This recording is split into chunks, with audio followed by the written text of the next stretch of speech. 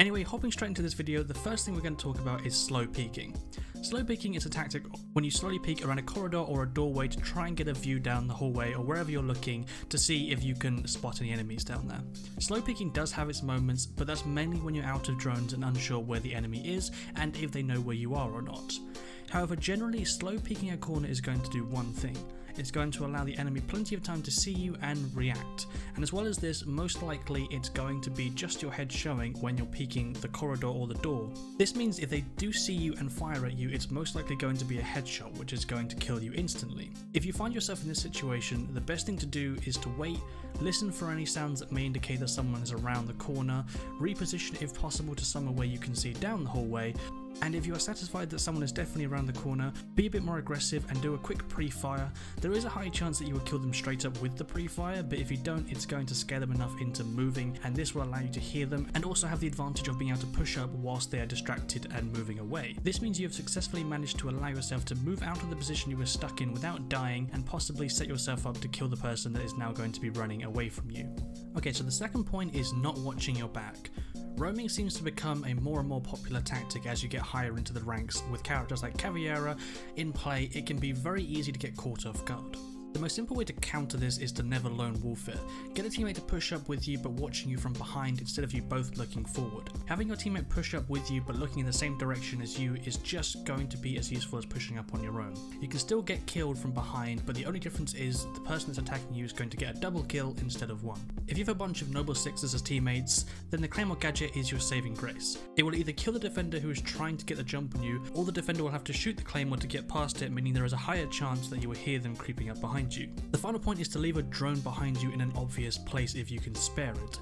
The reason for this is firstly so that you can check the camera every now and again to see what's happening behind you, but also as it's in an obvious place, the defender will most likely destroy it on their way to you. So if you open it up and it's been destroyed, you know someone's coming up behind you. The reason for this is because if you put the camera in a hidden place, there is always the chance that the defender will walk straight past it and you won't even know that they've gone past it, because when you check the camera, you're not going to see anything because they've already passed it. So unless you check your drone at the exact moment they are walking past it, you won't know they're coming behind you. However, if you've left it in an obvious place and it's been destroyed, you know that there's a very high chance that someone is creeping up behind you. It is a very different tactic and not one that I've ever seen someone else suggest, but it's something that has worked brilliantly for me in the past, especially when I'm playing with a bunch of people that don't communicate very well or I'm the last person left alive.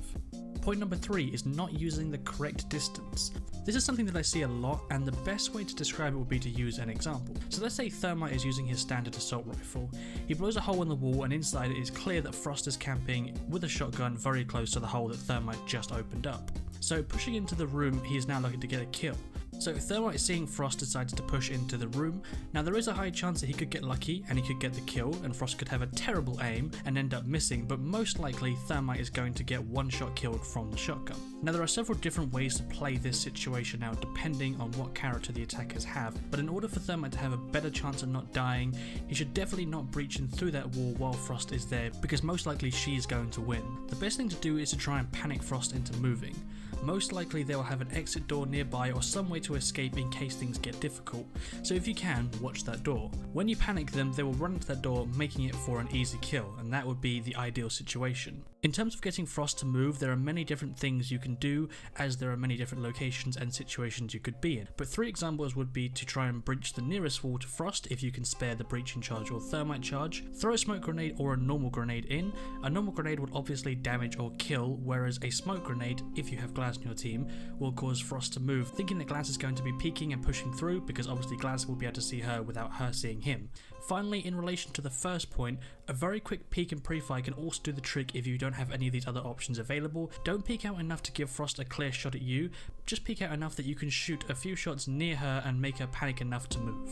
Now obviously there are tons of different scenarios you could be in when it comes to distancing, but this is just an example of what you would do in that specific situation, and from that hopefully you guys can take the different sort of ways to approach distancing, because it is a very big part of the game, and obviously shotguns are always going to win close up. The same if you're a defender. Don't peek windows when Glaz is outside. I see people doing this all the time. Yes, you may be able to get him, only peek him if you really are confident that you can get him, but if you're just taking a look out the window, it's not going to end well for you, because Glaz, especially with his new buff is going to absolutely destroy you. So to see people still doing this in like Gold and Platinum League is kind of crazy, but it's something that still happens. So if you are doing that, make sure not to peek the windows unless you know exactly where he is and are fairly confident in your aim. Anyway guys, that was all for this video. I know it was shorter than the other one, but it is only a mini guide. It's just designed to give you a few ideas to help you improve your skills gradually as we go through the different guides that I come up with. I've got loads of other ideas, so if you did enjoy this video, then please do subscribe for some more awesome Siege content. Also, do like the video if you enjoyed it, because it helps me to understand what you guys do and don't like. So if you dislike the video, always drop a dislike. It helps me to know exactly what to put out. But wrapping this video up, I do hope you guys have an awesome rest of the week and also a weekend, because we aren't far off from it now, and I will see you in the next one.